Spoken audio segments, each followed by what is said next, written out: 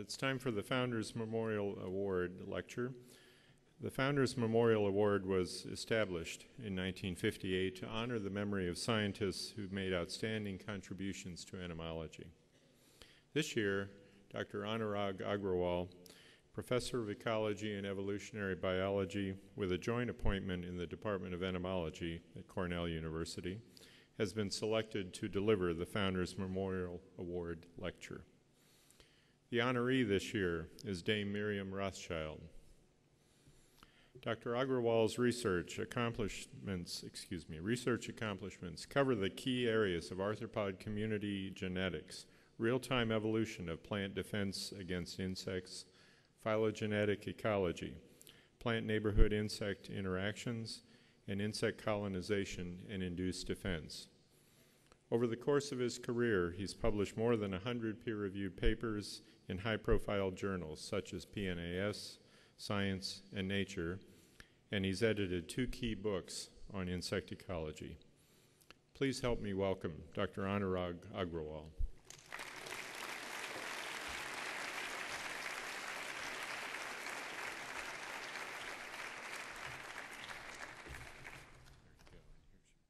Thank you very much, Rob, and thank you everybody for coming tonight. It's an honor and a privilege to be here, and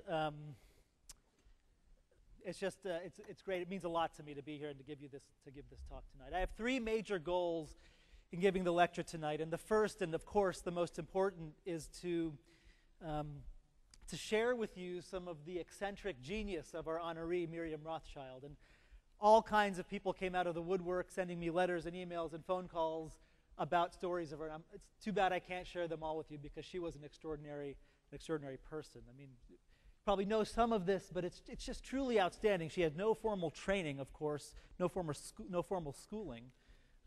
Her father sort of bestowed upon her this love for fleas. He was a banker, but discovered that fleas carry plague, and then she spent much of her life cataloging fleas.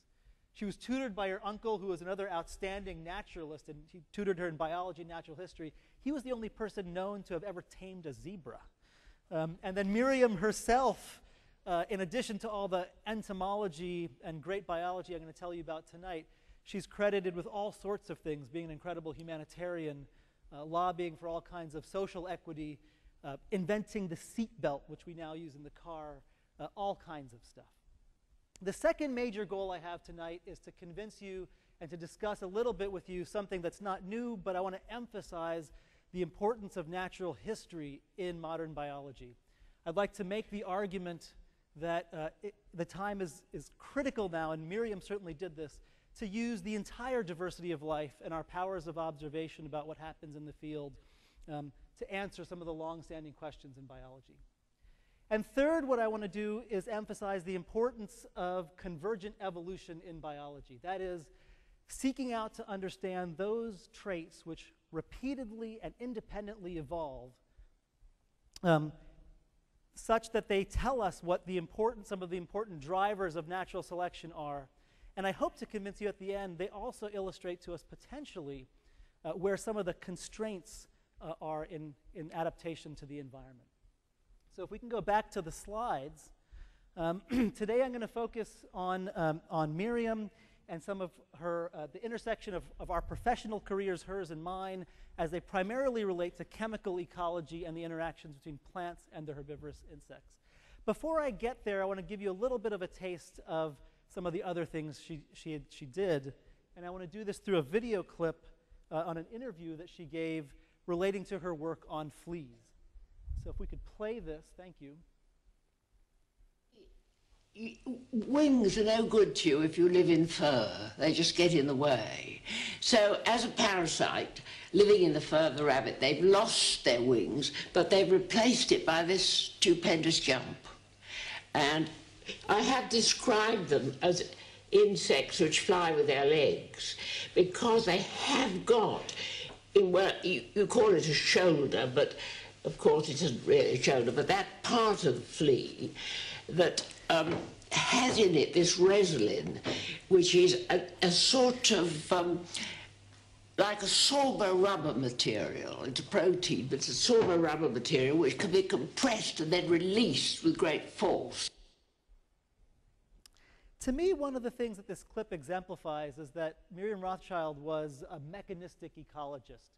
That is, and this we're talking about 50 years ago or more. She was thinking not only about the big picture questions of traits and adaptation, their function in nature, what interactions ecologically they're mediating, but was seeking explanations in mechanism.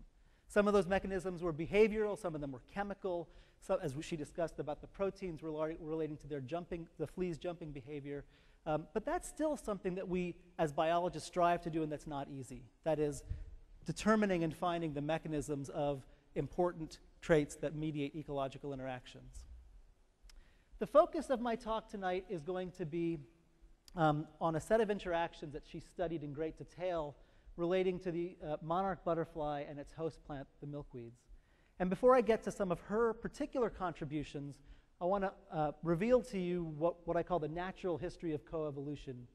The natural history of coevolution is basically unraveled each summer, each year, where I live in central New York, when monarch butterflies migrate back from their overwintering grounds in Mexico and deposit eggs, as you see here, on the underside of a milkweed leaf. So the monarch lays its eggs, and the natural history of coevolution unravels as follows. Before that caterpillar can sink its mandibles into the leaf, it has to deal with the barriers that the plant has erected to reduce feeding. And here we're going to not talk about animal hairs and fleas jumping out of them, but we're going to talk about plant hairs and the caterpillar that has to shave those hairs before it can feed upon that plant. So the caterpillar, the monarch butterfly, hatches, and before it can sink its mandibles into the leaf, it's basically mowing the lawn or shaving that set of hairs, getting that dandruff out of the way, and then putting its mandibles down to consume. For every defense that the plant has to protect itself from being consumed, of course, there's some offensive tactic, and that's the shaving of the monarch. If the monarch is successful in shaving the leaf, it sinks its mandibles into the leaf, and it next encounters a powerful pressurized system of canals that exude latex. This latex is a nasty, sticky material that in this case here, the monarch butterfly, taking its first bites, was overwhelmed by a pressurized latex, carried off and glued dead to the leaf on the bottom. Some large fraction of monarch butterfly caterpillars, highly specialized caterpillars that only eat milkweeds, die in this way in nature. But of course, for every defense that the plant has, there's some offensive trait. Early instar monarch caterpillars do the following. They'll painfully and carefully cut a circle trench. That is little bites where latex exudes. They're getting their head out of the way. And ultimately, when it's completed the circle, the island in the middle is free from pressurized latex. And that little caterpillar will then eat that island and start it anew. And lastly, so famously, the milkweeds produce toxic steroidal compounds called cardenolides. You can see their chemical structure here. And the way these toxins function is by binding to the ubiquitous animal enzyme, the sodium-potassium ATPase. Every animal cell is shuttling ions across the cell membrane in order to maintain potential. And what makes this such an incredible plant toxin is that it binds to an area called the binding pocket of the sodium-potassium ATPase and renders it non-functional. What you see in this diagram here, all these yellow dots, are all of the amino acids that are part of the sodium-potassium ATPase binding pocket that interact with the cardenolide. The cardenolide fits physically into that pocket, renders it functionless, and then terrorizes the host animal. Well, what's been known for many years, since the 70s, is that the monarch butterfly has a special ATPase that is, in fact, largely insensitive to the binding of the cardenolides. And in 1996, Holzinger and Wink demonstrated how.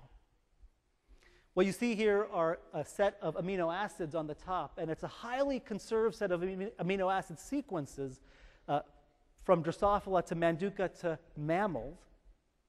And what Holzinger and Wink discovered is that there was a single amino acid that was changed from asparagine to a histidine, a single genetic base pair substitution that causes the amino acid to change, that renders the sodium-potassium pump of the monarch butterfly largely insensitive to the Cardenolides. For every defense the plant has, there is some offensive trait on the part of the plant. Okay, so I next want to play for you a short clip where Miriam describes her discovery from the late 1950s that the monarch butterflies not only are able to tolerate these compounds, but sequester them from the host plant for their own defense. If you could play, please.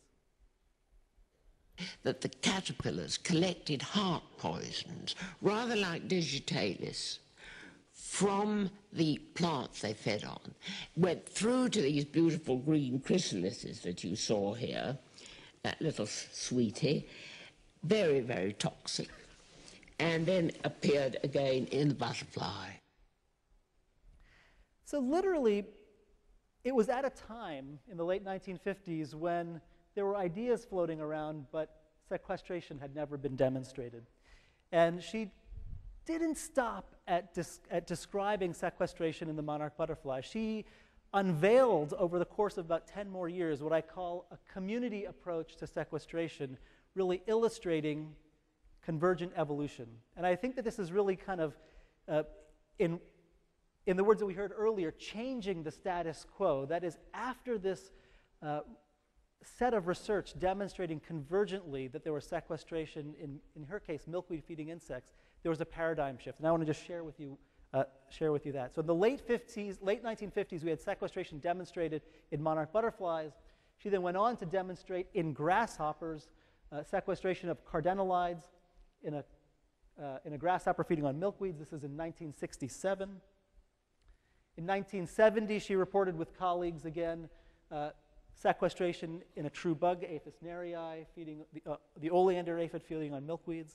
And you'll note here, I just want to, she had no formal education, hadn't a formal appointment at a university. She collaborated a lot with the Nobel Prize-winning chemist Reichstein. But if you look at her papers, until the 1980s, the address always read her hometown, simply Ashton in Peterborough. Wasn't appointed at a particular institution or did a lot of that work at her home. 1971, she reported Cardenolide sequestration in the Lygeid bugs, and in 1973 in the polka dot moth. And to me, what this was, it was a naturalist approach to trying to identify some of the key agents of natural selection. To us, it seems obvious that sequestration and specialization and aposomatic coloration all go together. The reason we think that that's obvious now is that what Miriam did was, through that demonstration in all of these distinct insect orders showing the convergence of specialization, sequestration, and aposomatic coloration, they go together, set that as a paradigm. Now, I want to turn to the issue of plant latex. We've already talked a little bit about it. In Asclepias, in milkweeds, it's 16 multinucleate cells that are stretched throughout the whole plant and that form this pressurized system which basically expose any consumer to this toxic sticky liquid. This stuff, latex, is highly convergent itself. It occurs in about 10% of all flowering plants and about 10% of all flowering plant families. It's evolved numerous times. It's where we get our opiates. It occurs in sweet potato tubers, and it occurs in the leaves of plants outside of this building. Very, very common. And one of the things that convinces us that latex is an important defense is not only has it evolved repeatedly, there's no credible hypothesis for anything it does in the plant other than defense. And the interactions we observe in the animals that consume plants that have latex are highly convergent themselves. It's not just the monarch butterfly that cuts the laticifers. If you look at this community of insects that feed upon milkweeds, there are 3 beetles here, a chrysomelid, a curculionid, and a cerambicid. They all cut those veins and drain the latex before they feed upon that plant. There's an arctiid moth here that does the same thing, and the monarchs themselves. Now, when Miriam, having discovered sequestration, the specialization that it goes with it, in the 1970s, there was the development of what I call the specialist-generalist paradigm. There were lots of classic papers that articulated the ways in which specialist insects deal with their host plants, sequester them, and in fact, the paradigm was shifting so far that it was believed that those specialist insects were in fact impervious or immune to their host plant defenses. And in fact, Miriam herself wrote in 1975 the following: "The caterpillar of Danaus plexippus, the monarch, actively imbibes the latex of the food plant oozing from injured stems, a substance particularly rich in cardiac glycosides. In her greenhouses in Ashton, she observed monarchs drinking that latex. And the inference that she made was they're specialists. They're accumulating and sequestering that cardiac glycosides in their bodies. They're drinking it. They're loving it." However, if we think about the coevolutionary paradigm that organisms, plants and the consumers that are eating them are in fact reciprocally evolving, we should ask the question, is that in fact true that those specialists are completely impervious?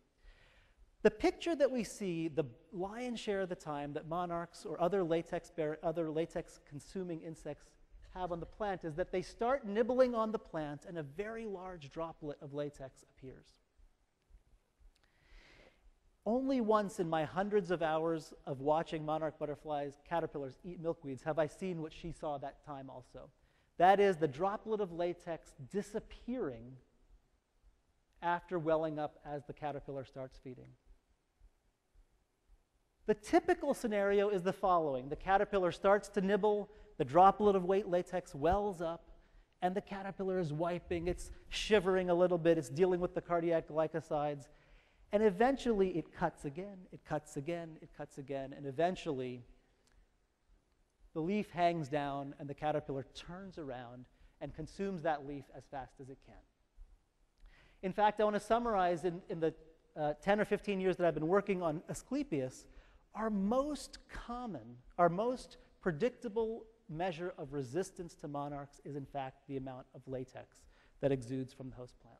I want to show you three pieces of very quick data.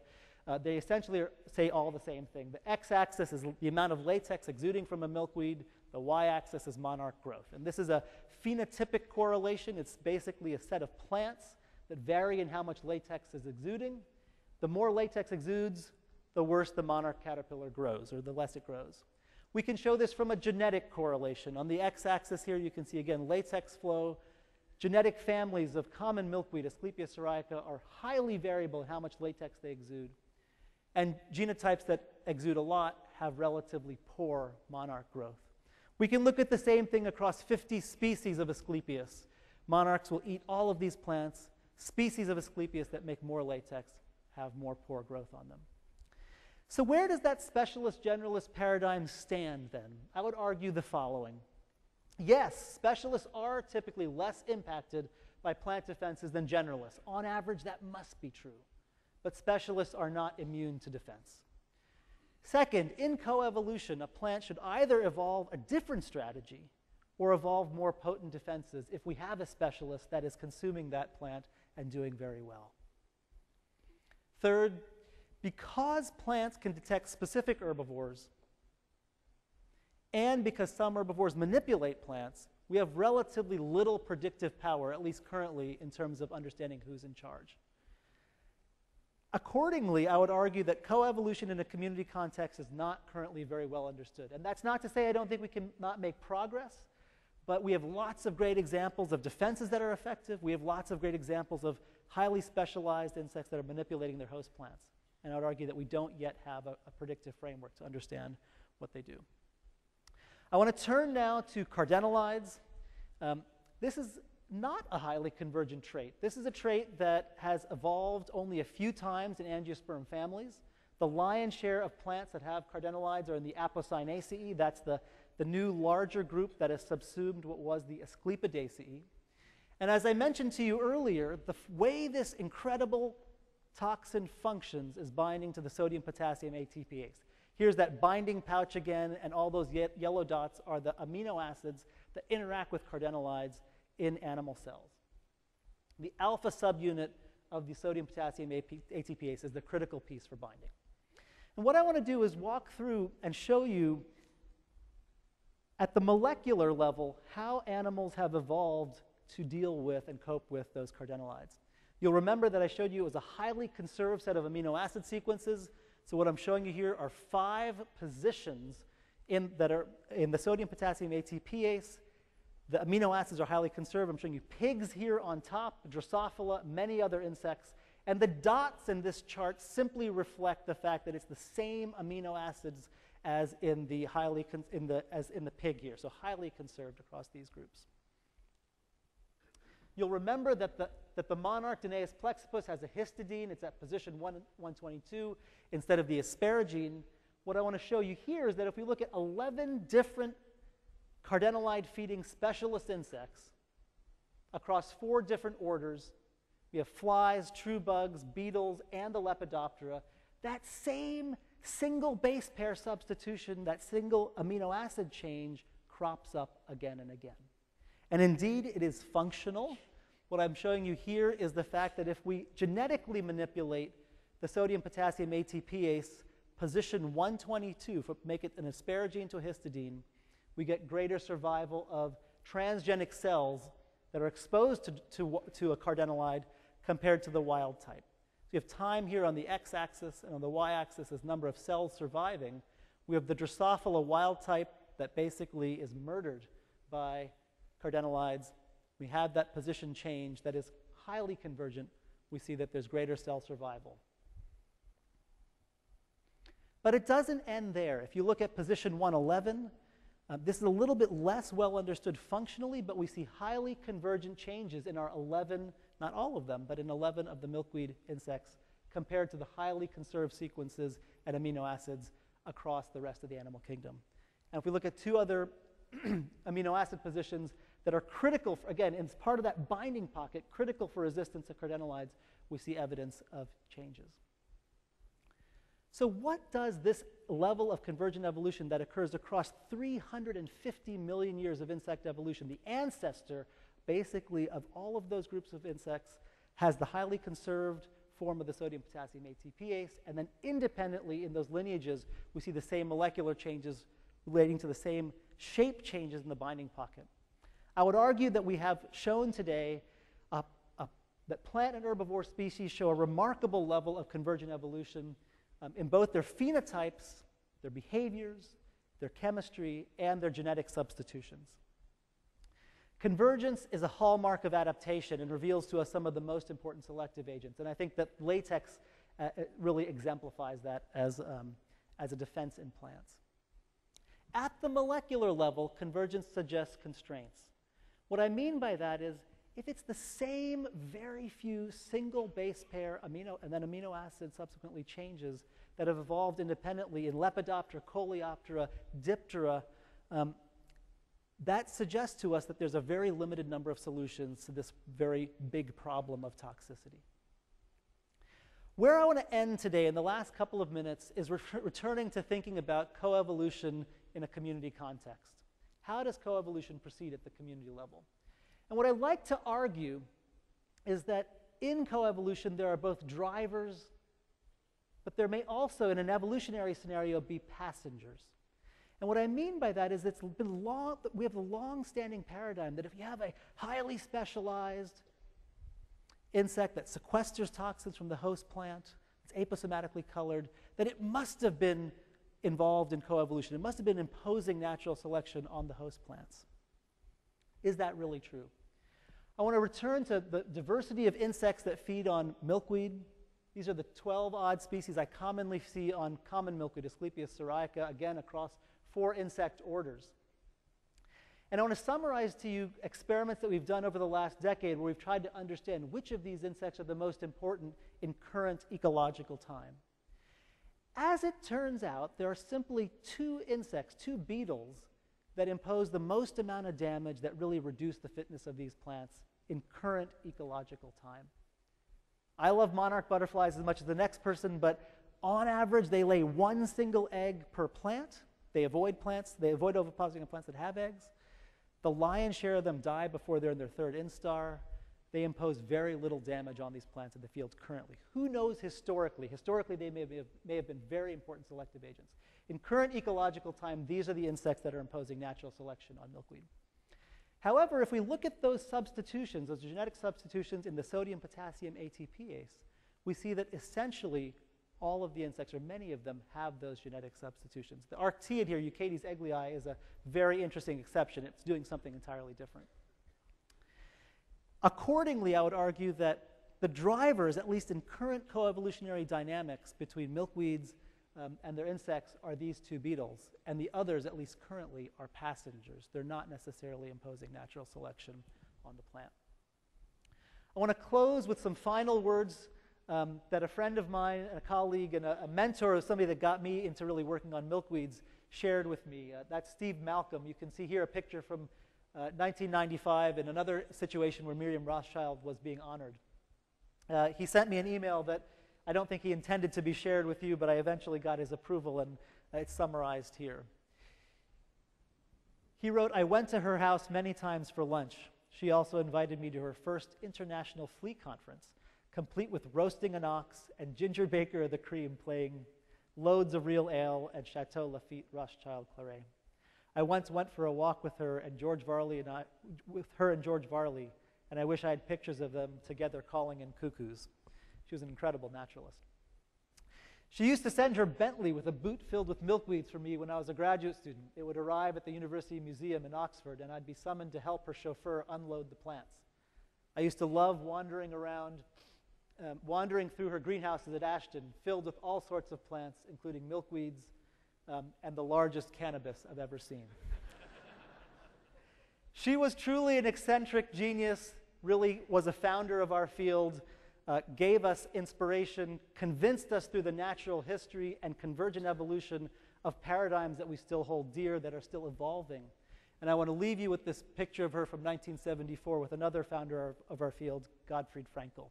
Thank you very much.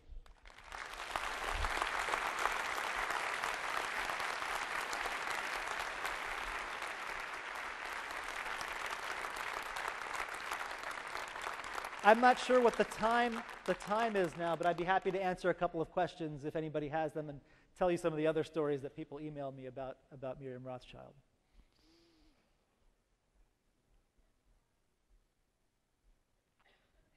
Or not. Yeah, the stories are endless. Mike Singer from the University of Texas, I don't think he's here, but he emailed me out of the blue, and he said when he was a graduate student, he was at the bar at a meeting at a conference like this, and Miriam Rothschild was sitting next to him. Eventually said, "Hey, would you like a glass of wine?" He says, "Yes, of course." It's a brown liquid that's kind of slurring around in a wine glass, and he takes a sip, and it's an incredible bouquet, he reported, but also kind of thick with particles flying all over. She says, "How do you like it?" He says, "Excellent." And she says, "Well, it's from 1815. And he says, 1850?